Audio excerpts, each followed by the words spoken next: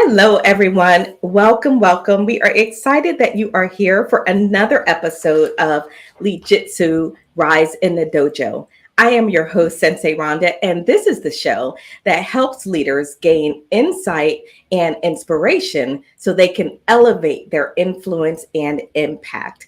So, as we think about who we are as leaders, how we show up, today's conversation is going to help us dive deep into that. So, if you're ready, I'm ready. Let's get ready to rise.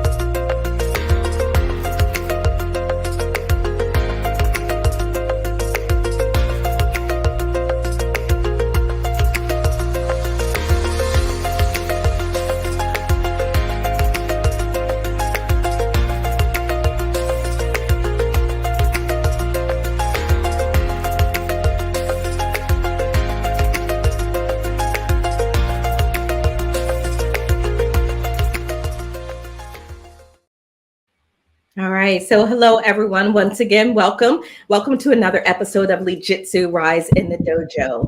We're super excited. This is episode 5. You all know that we left coffee with Rhonda behind, and we have now stepped into the dojo. So, really excited for this phase of our journey. Today's episode, we're going to talk about how you can calm your chaos. The world around us is chaotic, and it's up to all of us to know how to manage that. And we're going to talk about that with our guest expert today by talking about how we can breathe to help us do that. Before we get to our introduction, I want to say good morning to my senpais and co-hosts. Good morning, Roz. How are you? I'm great. I'm back home. Last week I was traveling, but it's good to be home. Absolutely. You look beautiful. It's good to see you here. And always great as usual. Hello. Good evening to you, Marae. Good morning. This is Mirai here, all the way from Perth, Australia. And just to change today, Perth is actually the Windjak country in Australia, if you're talking about the indigenous people. So welcome, everyone. Oh, fantastic. So we got a little history to go with that, a little information. That's always a good thing. Thank you so much. Mhm. So let's get to our introductions. I want to introduce our expert guest joining us today. Dave Gieselman is a former professional chef who has taken his experience in some of the most intense kitchens in LA and transitioned into an engaging high energy flow state coach and breathwork facilitator. He works with individuals and groups. He is a pressure management coach who uses neuroscience-based approach to help clients problem solve efficiently, improve communication, and increase performance, all while making sure that we reduce those cycles of stress, anxiety, and overwhelm. Dave, it's incredibly great to have you here joining us.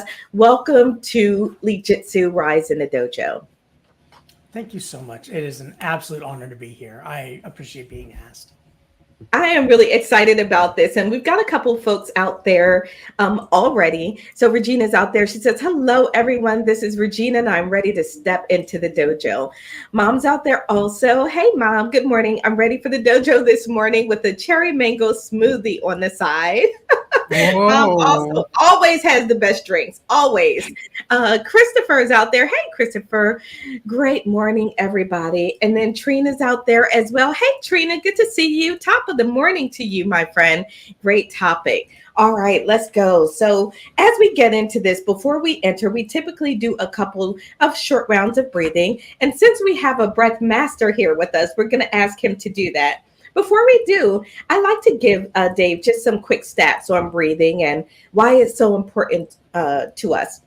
Today's stat is this. Individuals practicing deep breathing exercises have reported a 27% increase in their ability to regulate their emotions with over about an 8-week period. 27%. breathing does so much. We've talked about it helping us sleep and everything else, and the list goes on and on. So Dave, if you would lead us in a couple rounds of breathing before we step into the dojo, that would be fantastic. Wonderful. So the breath we're going to do today, we're going to do about 3 of these. It's called a physiological sigh. If you're a fan of the Andrew Huberman podcast, he talks about this. And so what this is going to look like, and I will demonstrate one, and then we'll do about 3 of these together. You're going to take a great big deep full breath, fill the lungs all the way up. When the lungs are full, you're going to take a few extra sips through the mouth and really hyperinflate those lungs. We're going to hold it for about 10 seconds, and then a long, slow exhale. When you exhale, you're going to lean forward and kind of crush all the air out of those lungs, and then you're going to take a great big deep breath again, and we'll refill it. So you guys ready to go? Okay. Cool. So great big deep breath in. Fill it up. Like really hyperinflate those lungs. Hold. And a long, slow exhale through pursed lips. Empty those lungs all the way out. And a deep breath in. A few sips at the top. Hyperinflate the lungs. Hold. And then a long. All the way out. Getting rid of all of that CO2. Everything, all that stale air. Crush all the air out. And last one, deep breath in. Take a few extra sips, top it off. Hold.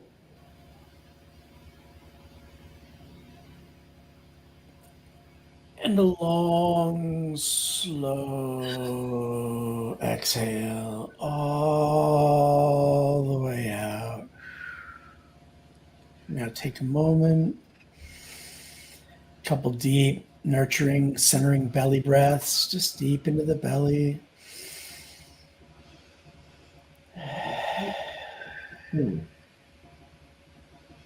How was that? Fantastic. Thank you so much. I so appreciate it. And with that, everybody, I think we are ready to step into the dojo.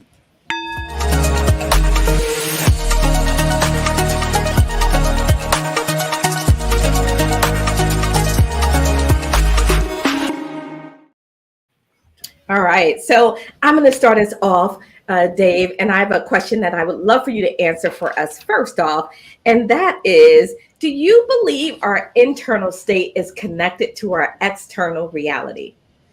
And that is it's a great question. And it's one that a lot of people struggle with because our external realities are chaotic and hard to control, and life is busy, and there's all kinds of stuff that we don't get to control, and it pushes our nervous system up, and it affects our perception. Our nervous state affects our perception, right? When we're feeling stressed out, then that confirmation bias, we look for the things that stress us out. When we believe that there isn't enough time, when we believe that things are chaotic, we look for reasons why that's true, right? That confirmation bias that all humans have. And so the really great news about that is that the heart sends 60 times more information to the brain than the brain sends to the heart. If you want to control your brain state, you control your heart rate. If you want to control your heart rate, you control your respiration, which means when you are in a stressed state and everything you see around you is looking for reasons why you should be stressed, when you can slow your heart rate down by slowing your breathing down, you will drop into out of fight or flight. You will drop back into your parasympathetic nervous system, back into rest and digest, and you will begin to see possibility. You will begin to see space. You will begin to see room, abilities to move, which is directly affecting our perception of our external world, right? When we shift ourselves internally, our ability to perceive new ways to move, new options, and new possibilities for us come into focus. So absolutely, our internal state can affect our external surroundings. Wow. That's really powerful. So Christopher says, Dave is such an awesome experience and inspiring guest. It's breathtaking. Ha ha ha. I see what you did there, Christopher. And then Regina said the breathing was great.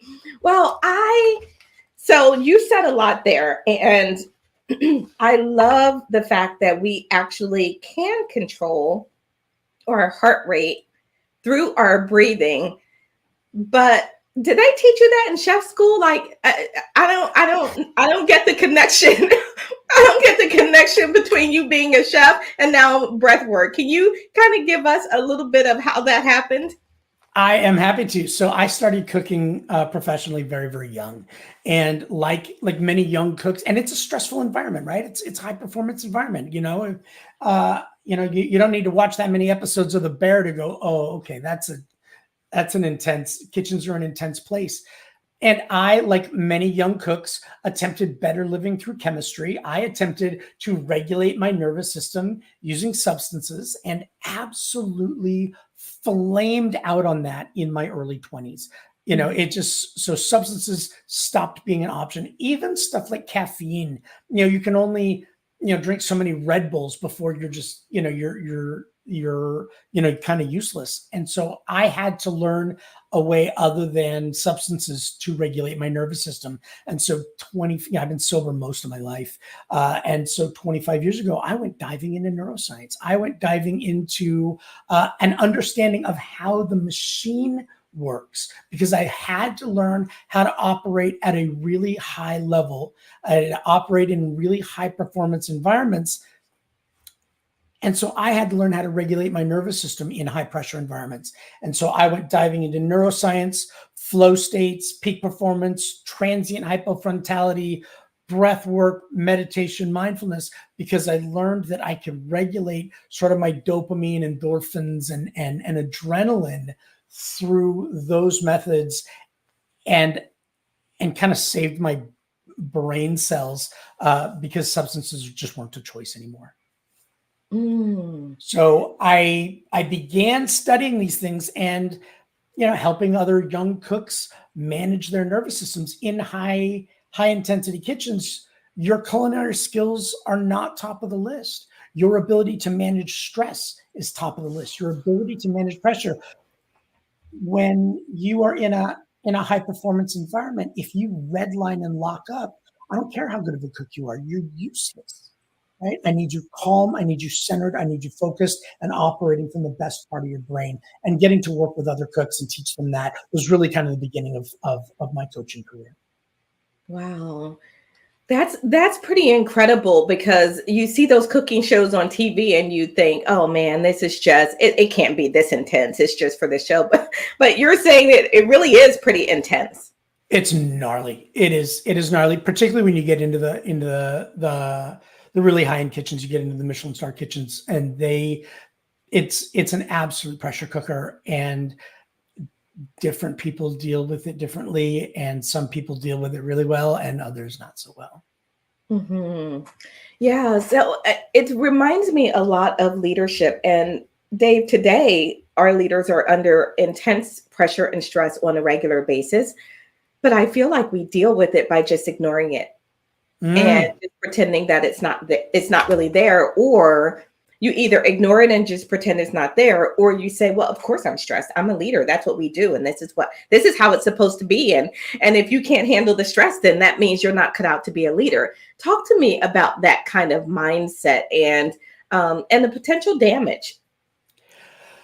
That mindset in particular is, I'm going to say it's Paleolithic. It's old, and it's got no place in our society today, right? And what I mean by that is there was a time when just bearing down on the stress and ignoring it and pretending it wasn't there, or working through it, or whatever, was what everybody did. And then our fathers started dying of heart attacks and strokes and all of the health associated conditions of living in high stress, living in a high cortisol body. And the medical community began to observe all of these things as being directly stress related. And so, yes, being a leader is stressful. So we as leaders need to find healthy ways to regulate that stress. You don't have to stay in it. You don't have to remain stuck in it. And I teach several different types of breathing when I work with either leaders or groups or organizations. When we talk about this, the breath work that I led you guys in this morning for attorneys, for about to enter the courtroom, if you're about to give a presentation, if you're about to about to sit down with a client for a conversation that is not going to go well, and it. Right. That type of breathing drops your body out of your sympathetic nervous system, drops you out of fight or flight, and it puts you in a calm state. And when we are calm, we radiate calmness to the people around us. Look, it's human nature. When it all breaks loose, human beings look for the calmest person in the room, and that person is automatically the leader. Be that person, and be that person because you know how to regulate your nervous system better than anybody in the room. Fantastic. I want to get Roz and Mireille in here to just sort of reflect on some of what we're talking about. I feel like another area that we see this kind of accepted high levels of stress is in entrepreneurship. We're like, just push, push, push, go, go, go. Doesn't matter if the wheels fall off. Doesn't matter. Nothing matters. Nothing matters. And to just go, go, go until you get there. But there's a cost to that. So, Roz, let me just get you to reflect on anything that we've talked about so far. I was listening to him talk about the breathing and how the breathing regulates the heart and the heart regulates the head. I knew how important breathing was, but I didn't to this magnitude, what you're talking about. And then I was wondering, because I deal with a lot of patients that are Alzheimer's patients, how can I take this and use it with them? Even though they may not remember after we get done implementing this, how can that possibly help them in some of my day-to-day work? That's actually a great question. And specifically because they may or may not remember to do this, for you to just remain calm, right? For you to do your own work, right? As leaders, we must do our own work as we lead others into doing their work. If you had a couple of breathing techniques that you used, and including just slowing down the breathing, I call it the remembering breath, and you just do it whenever you remember. You take a great big deep breath.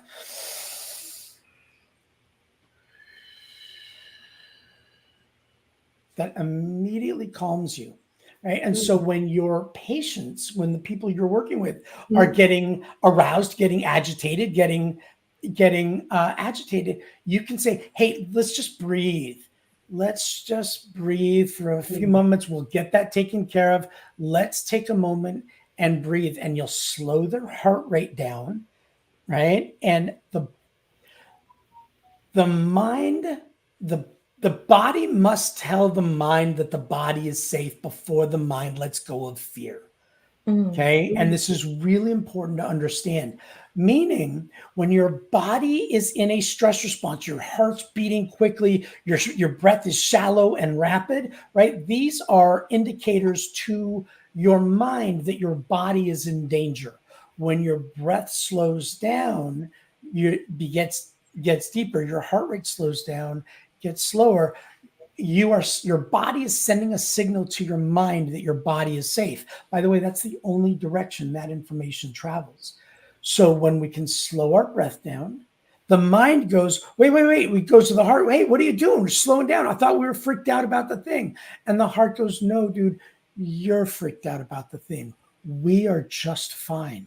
We are safe. We are in an okay environment. And so and then the mind goes, oh, I didn't know. I thought we were being concerned about the whatever. And then the mind will slow down. So slowing the breathing, getting your patients to, and they're never going to remember this. They don't have access to that type of memory. And so when they start getting agitated and your immediate response is, that's great, let's just slow the breathing down a little bit. And you don't need to explain all this to them. It doesn't matter to them. The fact that you know it means you can utilize it. You now have a tool that you can pull out and you go, let's just take a moment and let's do a few breaths. So rule of thumb, if your inhale is longer than your exhale, you're going up. If your exhale is longer than your inhale, you're going down. So deep breath in, long, slow exhale. Deep breath in, long, slow exhale. And you do this with your patients a few times, and it doesn't take more than 30 seconds. You just dropped them out of fight or flight. You just dropped them out of an aroused state. And now their body's calm, which means their mind is calming, which means you can move forward with whatever you're doing. Thank you. Oh, really, really powerful. So I want to acknowledge a couple of people, and then I'll come to Mireille and get her to share any thoughts. So Trina had said a little while back, the breathing method relaxed me. Now I think I'm sleepy. Trina, wake up. You can't miss this. It's going to be too good.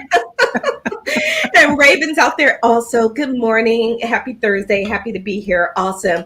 So, Mireille, your thoughts on this. That was a fantastic response, by the way. You just gave Roz a whole little mini masterclass on how she can help navigate that. So thank you for that. I mean, I'm impressed, and when I really started to understand that breathing was important is when I started to, when I learned how to swim as an adult, like 20 years ago.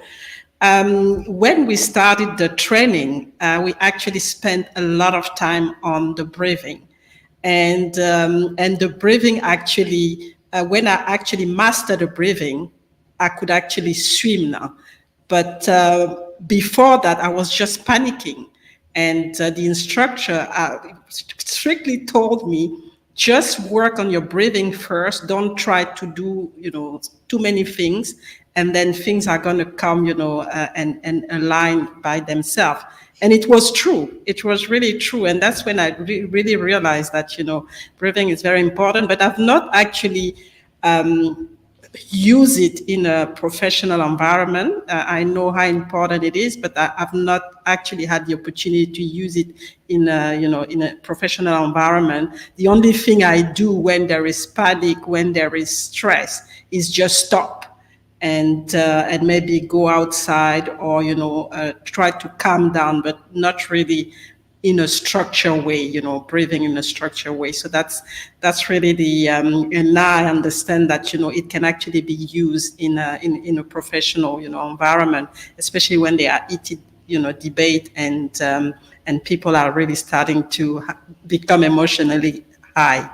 Yeah. That is fantastic. And that is, I think, a perfect entry point into this, in diving deep into leaders and the things that show up for us, because I heard you say something, Dave, about leaders. Well, you were talking about yourself and your own life, and I want you to build on this because it was so powerful that I was doing something in the background as I was listening, and it stopped me. And I had to stop and pay attention to what you were saying and what you were talking of. Here's how I summed up what you said. I wanted to deserve to serve. It wasn't exactly that, but what you were talking about is the opportunities that you were being given in life to show up as a husband, as a dad, as a leader, as a coach. You wanted to be able to deserve that. Can you talk to us? Do you know what I'm talking about and referring to?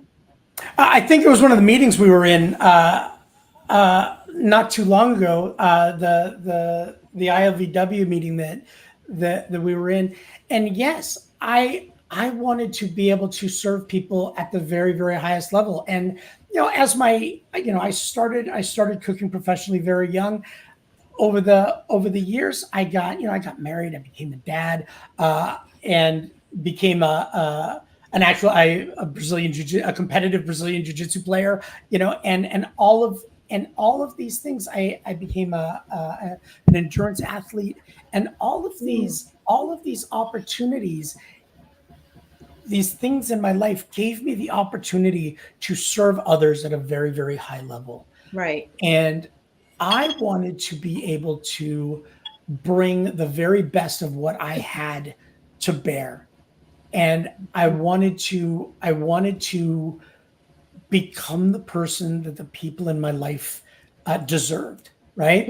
I wanted to be the leader that the guys, the men and women who were cooking underneath me, I wanted to be the leader that they deserved. I wanted to be the father that my son deserved. I wanted to be the husband that my wife deserved. The other competitors on my competition team, I wanted to be the leader and the teammate, that because everybody's working hard, everybody's trying to make their own thing happen, and serving others at a very, very high level is just it's where I am. I'm it's funny, the work I do now, people go, how did you go from being a chef to doing this? My job hasn't changed. I am a prime nurturer. I nurture things. I feed things. It's what I do. It's what I'm built for. It's why I'm here. I used to do it with food. Now I just do it in other ways. Although my wife loves the fact that she has a retired chef as a husband. But I still feed things. My job fundamentally has not changed, and I get to offer people my best and nurture them every single day. Wow. That's really, really powerful, because if we think about our roles in that way, there was another element to it, and it was, what do I need to do? How do I need to be in order to deserve this right to stand in front of people and service them? Right? That requires a bit of shedding of ego. Can breathing help me shed my ego too? Because it feels like there's a little bit of that needs to be shed in there. And Trina says, awesome. 100%. As a matter of fact, when I get into flow state breathwork, one of the things that flow state breathwork does, my entire system, my entire modality is built around flow state. And when we get into flow state, what we are getting into is transient hypofrontality. Transient meaning it doesn't last real long. You can cultivate it, but not capture it, right? Hypo meaning slower or less than, and frontality referring to the prefrontal cortex, right? This is the newest, most human part of your brain. This is the part of your brain that's responsible for your understanding of time, your understanding of self, your ego, your me, the part of you that scrolls through Instagram and compares everybody else's awesome life to your crappy life, right? The part, right? That part of you, the long range planning, the risk assessment, all these, and we're very intentionally in specific types of breathing, down regulating that part of the brain. And so the ego falls away, and who I truly am, the things that I truly need to work on, the parts of me that I need to shed, the parts of me that I need to heal are able to come up, and they're able to move forward. And I'm able to let go of old energetic blocks, old emotional blocks, old trauma that maybe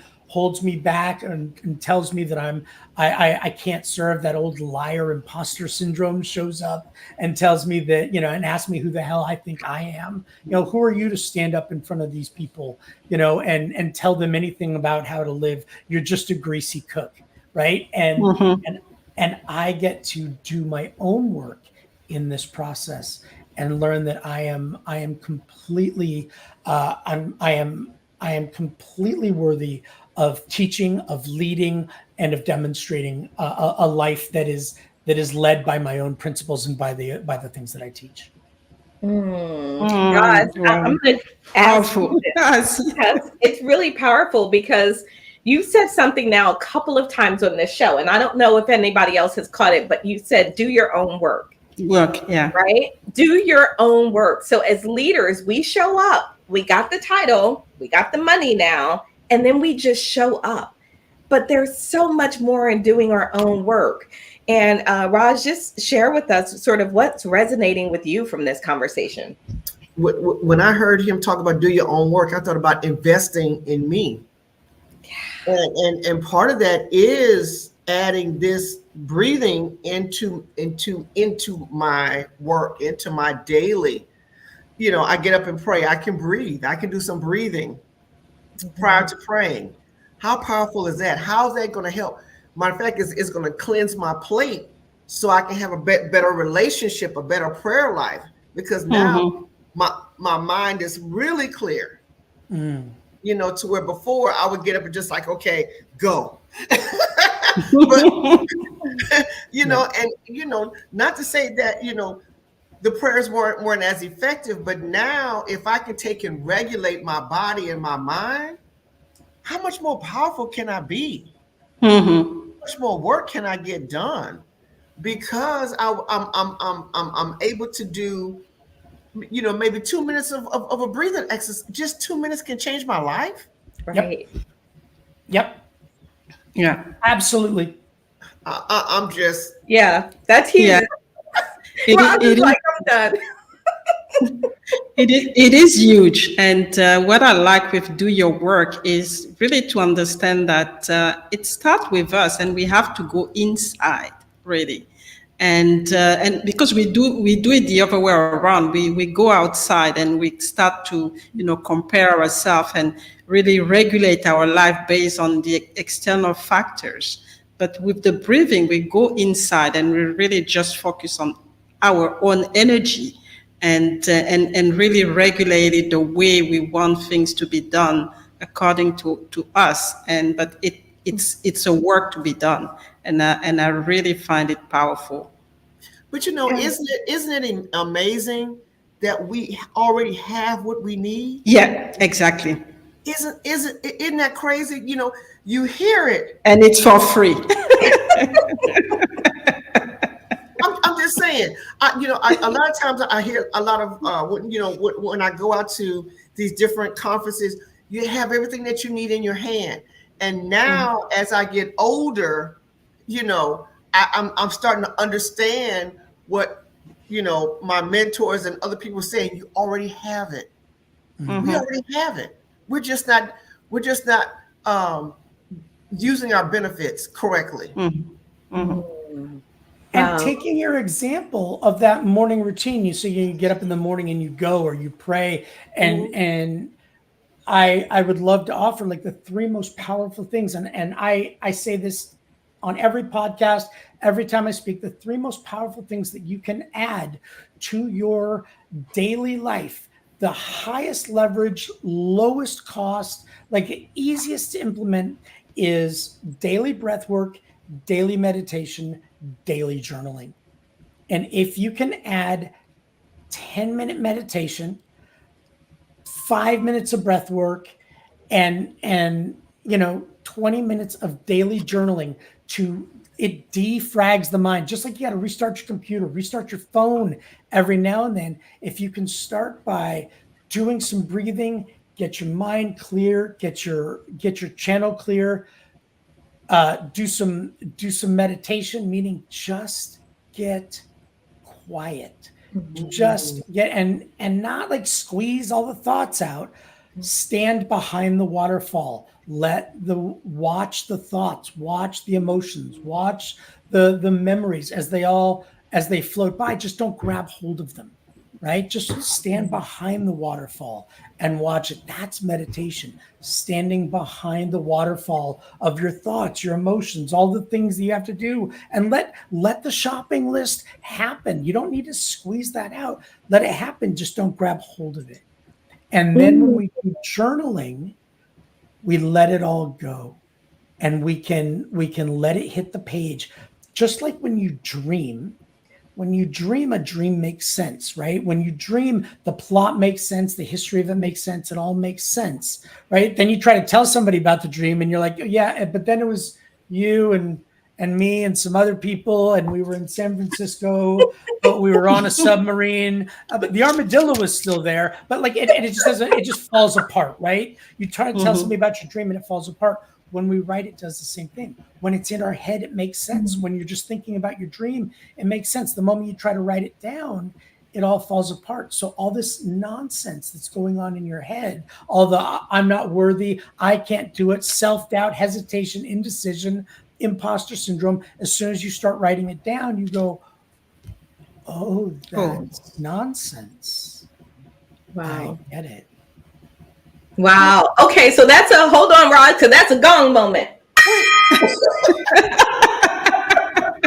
You earned the first gong of the Rise in the Dojo show. We've never done that before. I want to acknowledge a couple comments, and then Roz, let's get yours in here. Christopher said, if only people in the West could understand how magnificent the capacity to renew their map of reality is daily and empower themselves through breath. This is a great mission, everyone. And then Trina said, you may not be able to control your surroundings, but taking time to breathe sets the tone for your mind because it helps your body tell your mind you're safe. I just threw that in there just based on what you just told us. It's true. Roz? I want, Dave, for people like me who hate to journal, how can you persuade us in a nice, warm, and fuzzy way to journal? If you're really adamantly against journaling, talk to yourself out loud. Right. The point, right?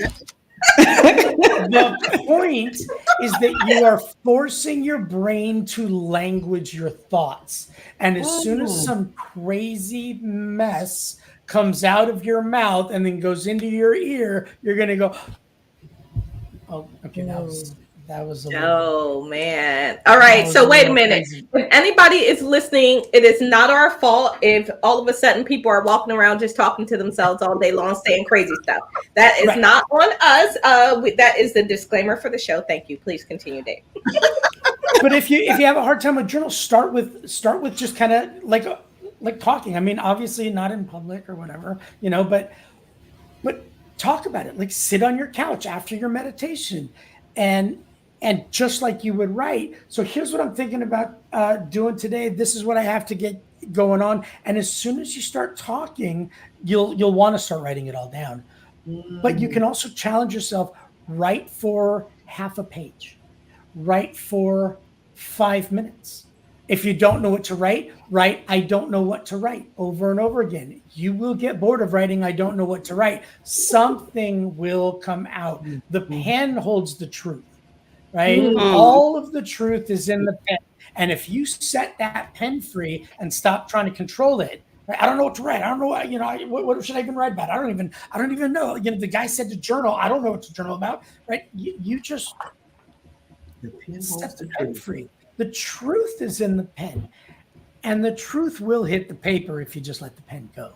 Okay, so there's a couple things now that I want to ask you to elaborate on because this is really, really good. So first, mom said, I love the gong. I knew Dave was going to earn it today. I just knew it. Regina said, I love the gong moment. And she says, I'm all over those 3 things daily. Raven says, I'm definitely trying this. And Trina says, I'm telling my age, the gong reminded me of the Gong Show. What's the Gong Show? I don't even know about that. Oh my goodness. The Gong Show was crazy. I love the Gong Show. Okay. So, I'm way too young to remember the Gong Show. A show that I hope they never bring back. But and Trina's laughing with us. So as we are talking about this, so I have a question about writing down stuff. You can write down craziness to nonsense all day long. Is there a reflective action in there? Like, are you supposed to reflect and then hold yourself accountable? Because you just can't be writing crazy stuff all day and then just be like, "Ooh, got that out my system," and then tomorrow you're writing a bunch more crazy stuff. It's like, what's the reflective, elevating, growing action in that? Are you ready for this? I'm ready.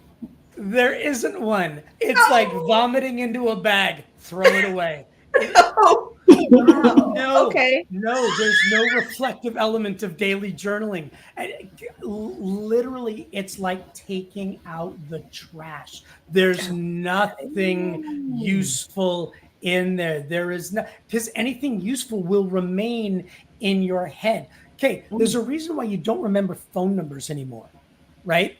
It's not Because useful. your phone remembers them, right? And as soon as you put it into your phone, your mind lets go of that number because you know it's written down somewhere. That is written down somewhere. So you don't remember phone numbers anymore because something else is remembering it for you. Right? I mean, you could remember your childhood phone number, you could remember your first boyfriend's phone number, but you couldn't point a gun at me and get me to recall my son's cell phone number. Like, it's in my phone. My phone remembers it. So the minute you write it down, your mind goes, okay, that's somewhere, and then lets it go. The point is that you're not letting out the crazy. Let the crazy out. Your mind needs to be defragged just like your computer. Your mind, you need to take the trash out just like in your house. Taking out the trash is not a reflective process. You don't, like, when you take the trash to the curb, you don't look in there and go, did I leave anything in here that shouldn't have been in there? No, you just take it out. So it's all right. This is just so good. All right, let's take a quick commercial. Let me see who there's a comment out here. So Raven says, finally, I'm allowed to unleash my crazy. Yeah, Dave says, Raven, that you have permission to do that. So let's take a quick commercial break. And then when we come back, I want to go into our Mastering the Mat section, where you talk a little bit more about get calm and then get clear, and just kind of talk us through that process as a way of helping us all become better leaders, better people as we show up every day. So let's do our quick commercial break first. Leaders today are faced with an exponentially evolving, dynamic workplace, but leadership is not a solo sport. It's critical to know who's on your team and to understand cutting-edge approaches to communication and influence. We invite you to experience the profound rewards of membership in Ascension Leaders, an above-the-grind community wherein today's leaders are empowered and inspired with unprecedented support to create modern magnetic cultures. Modern magnetic cultures, also known as MMCs, are the ideal performance and fulfillment culture prized by successful leaders and their teams. We urge you to carefully consider the edge our members gain from this extraordinary group. Choose to achieve the clarity, velocity, and momentum of a modern Ascension leader.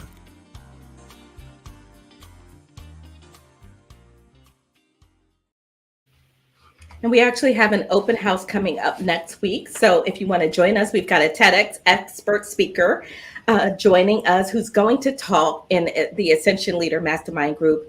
He's going to talk to us about conflict and collaboration. And he's got a free gift for everyone. So you can visit ascensionleader.com and register for the open house. Doesn't cost you anything, and we'd love for you to join us.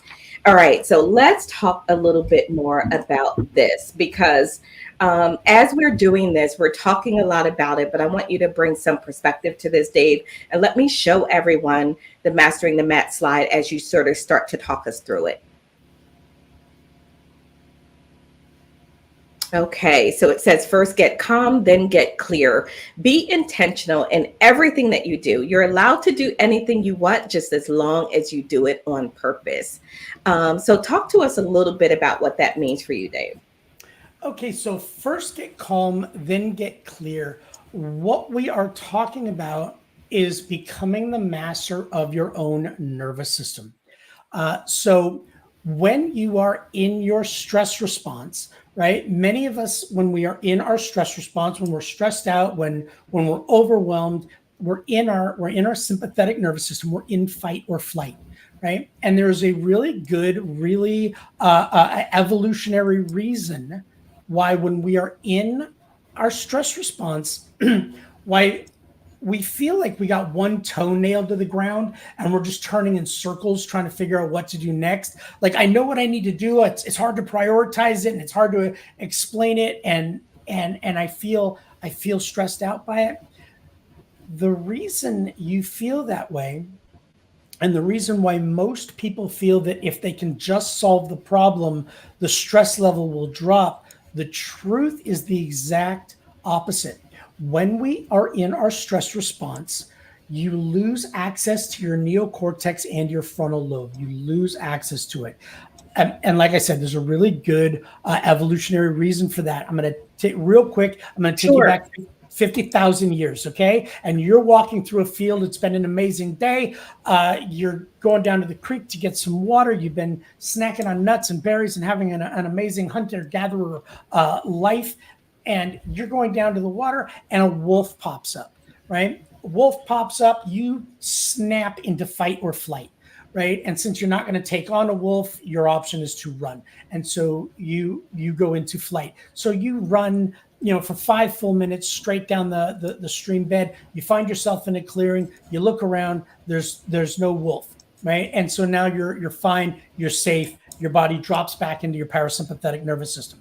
Okay. So when your only job in the world is to escape the wolf, deep, complex, long range, abstract thinking does not serve you any more than being super horny, having to poop, having to pee real bad. Like, those things don't serve you. So when you are in your sympathetic nervous system, your body shuts those things down, right? Digestion and elimination, libido, all kinds of things, which is why people who spend a lot of time in their stress response develop tummy problems, bathroom problems, bedroom problems, right? When your only job is to escape the wolf, the body shuts that part of your mind off. It shuts those pieces of your physiology off. When you calm down, right? When you come back to your parasympathetic nervous system, rest and digest, you get access to your neocortex. You get access to your frontal lobe again. Okay.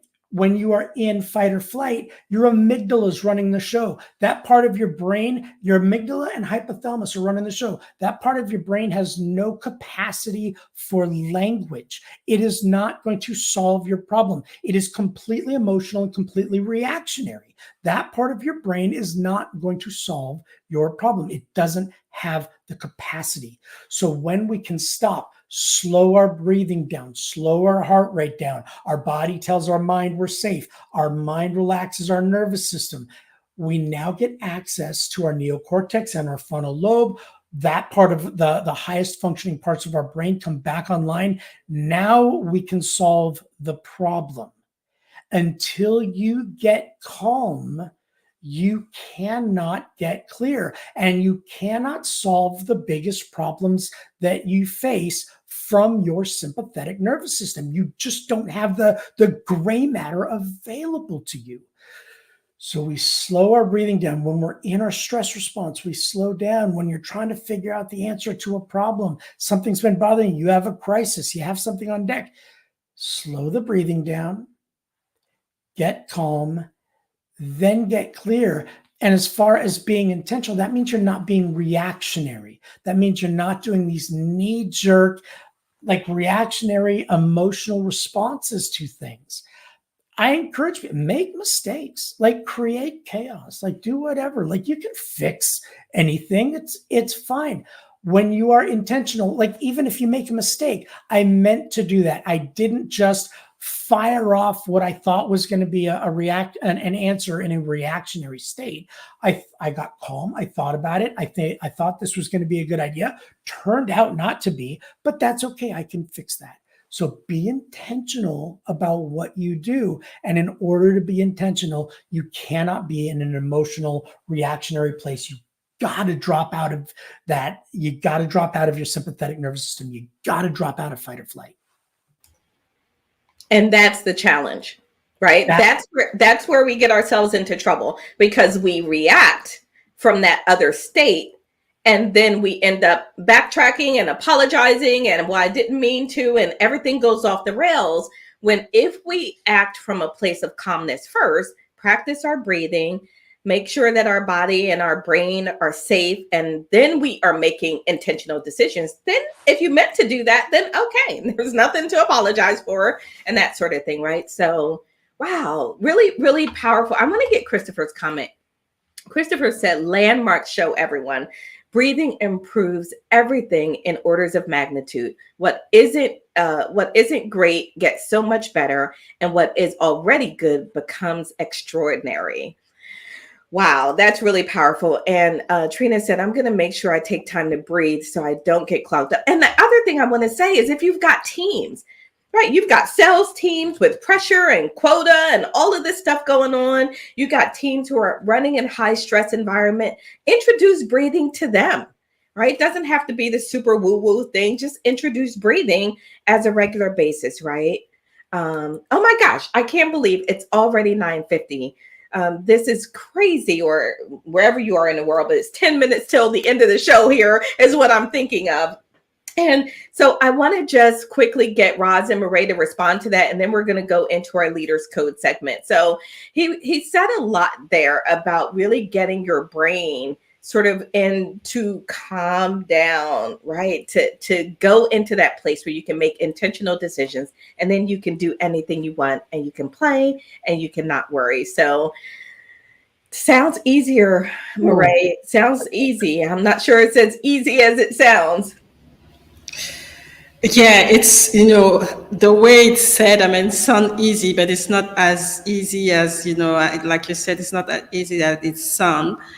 But, when you look at things in perspective, everything that we do, we prepare for that. I mean, if we want to travel, we prepare, we plan, anything else. But strangely enough, when it comes down to, our mind and our, energy, we leave it to chance. I think what I get from, today is that we have to also be intentional about, how we want to spend our energy, how we want to react, and breathing will help us to do that. Mm-hmm. And it is really important that we start to introduce it on a daily basis, because we make decisions every day, and the number of decisions that we make need that particular discipline of how we want to spend our energy and how we want to react, and really start from like Dave was saying, start to take things from a calm environment instead of reacting. So being prepared, basically. I love it, love it, love it. Roz? Mm-hmm. I wish I'd have known this a long time ago. Because I wouldn't have made a lot of decisions out of emotions. I make emotional decisions that have impacted me probably still until today. Mm-hmm. Yes. So there's some things that would have been different. It's not that I still can't make the changes.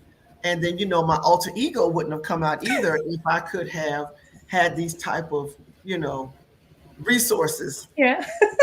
So you can suck your alter ego now. Right.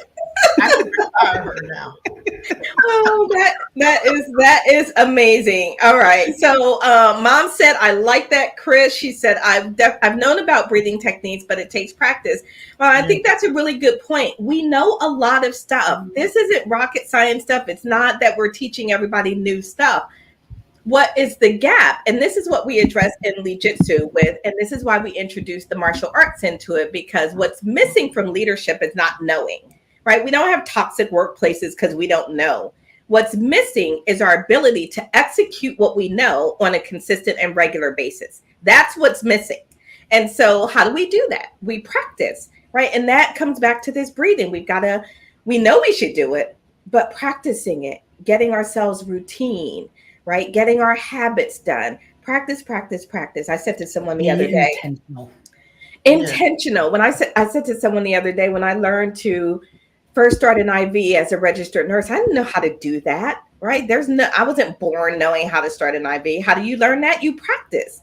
So everything really in terms of mastery, self-mastery is about practice. So let's go into our leaders code segment. And this is the segment, everyone, where Lead Jitsu at the core is the leaders code. It's 15 principles that we install in organizations and in leaders to help them learn how to navigate these challenging situations that they come up with.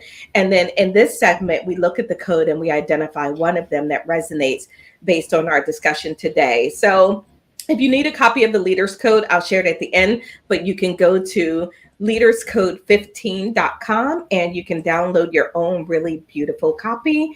And when we come back from this little intro segment, I'm going to start first, Roz, with you. So just get ready to go into your Leaders Code.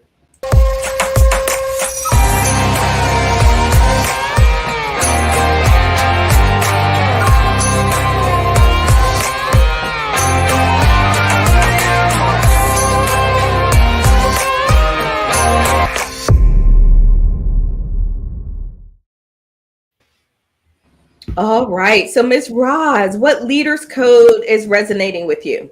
Number 7, mindful self-control. Leaders practice mindful self-control, maintaining emotional and action-based restraint, crucial in mastering one's response, much like martial arts and combat. So that's the one for me. And the other comment was really quick. Breathing always for me, in the way I was brought up, was taught that it was something, wrong with it. The meditation, the yoga. So lack of knowledge made me not use it. Let me say that. And then when you get the right information, now I can implement this the right way, because I was always, oh no, we don't do it. Ooh, the breathing, ting, ting, ting, all that kind of stuff. We don't, So, but now I know better, so I'll do better. Awesome. Thank you so much, Roz. That's great. Marae, what leaders code resonates for you?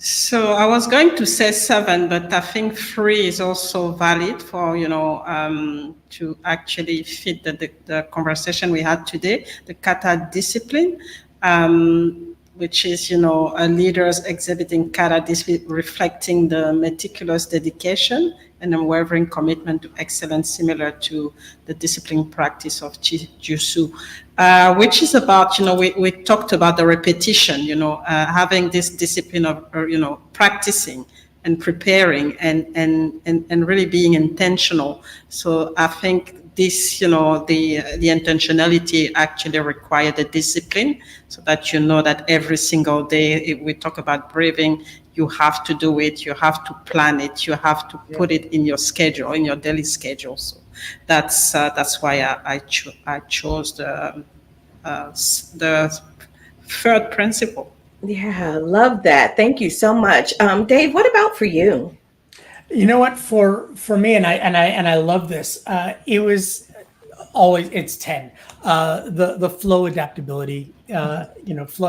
Flow is my entire kind of watchword, and so Lead-Jitsu leaders exhibit flow adaptability, the ability to fluidly adjust to new challenges and environments, akin to the adaptive, flexible nature of Jiu-Jitsu fighting styles. So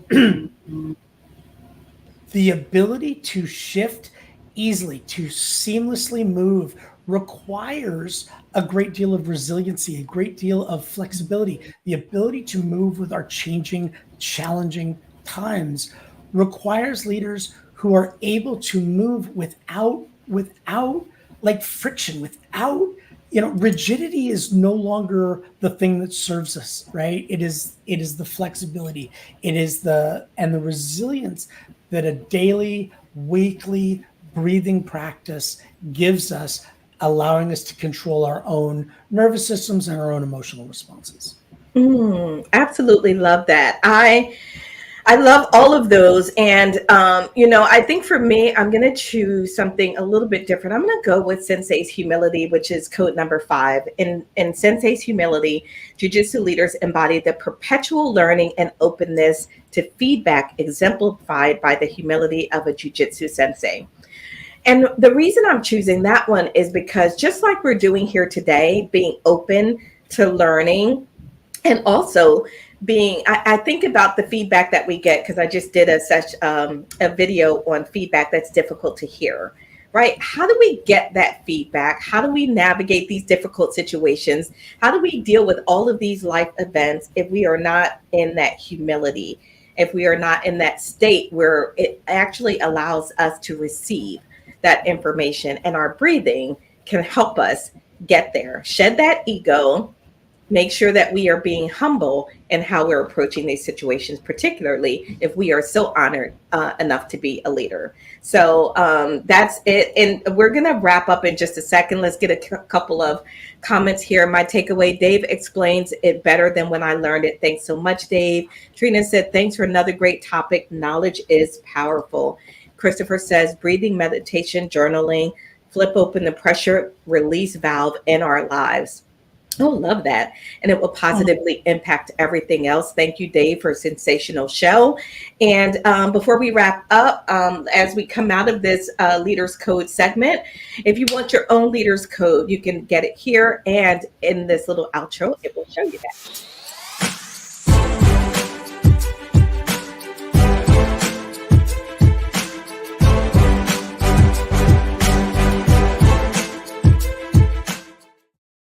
All right, we're wrapping up. Dave, I want you to share any last thoughts. You also mentioned a free gift, which we love gifts, and we want to know how to connect with you as well. All right, so to wrap up, really be intentional about your breathing, and it doesn't take much. Begin with something simple, and there's lots of really great resources. YouTube is full of them, but I would also like to and daily breathing is an important thing, but there's some bigger breathing practices that I want to invite your listeners to. I do a flow state breathwork session every Saturday morning at 10 a.m. Here in Los Angeles in Highland Park. It is a hybrid session. So I would like to offer your listeners to join me either live or on Zoom for a free session, and I will put the information in. I'm going to put it in the chat in here. Okay. And so there's a link in there to join, and you use the code LEADJITSU1 and join for free. Come check out what flow state breathwork is. It's about 50 minutes of focused, intentional breathing. You're going to be lying on your back. It is a completely immersive experience, and I'm going to get you high on your own supply. You are going to go to a different place and have an extraordinary experience. Oh my goodness, get high on your own supply. Who wouldn't love that? Normally you can't use your own supply, but with this you certainly can. So 100%. And so I want to invite all of your listeners to see for themselves what flow state breathwork is. I can't explain it. If I described it even partially adequately, you would not believe what I just said. So come experience it for yourself. Try it for free, either live here in Los Angeles or on Zoom. My session every Saturday morning, 10 a.m. Pacific, is both in person and virtual. Please come join me. I want to join one of those sessions as well. So I'll definitely do that, because I do want to experience this sort of flow state that we're talking about. It sounds like something that would be really, really valuable to incorporate into just kind of who I am and what I do. So definitely going to do that. Thank you so much for being here, Dave. Incredible segment today, an incredible show, such great information. And so much for us to think about. For all of you out there, we're super excited and always glad that you're here to join us. We'll be back next week for another episode. And guess what we're talking about next week? Next week, the topic of the show is going to be Leaders in Action. We're going to bring on two amazing ladies doing incredible work in dealing with the human trafficking crisis that is happening in your zip code. I didn't say in somebody else's zip code. I said in your zip code. So join us next week as we talk about the human trafficking crisis and how we as leaders can make a difference. All right, everybody, that's it for us. I can't manage to get this show done on time. We always go like 5 minutes over, but it's all good. Thank you for hanging in there with us. And we'll see you back here next week on another episode of LEADJITSU Rise in the Dojo.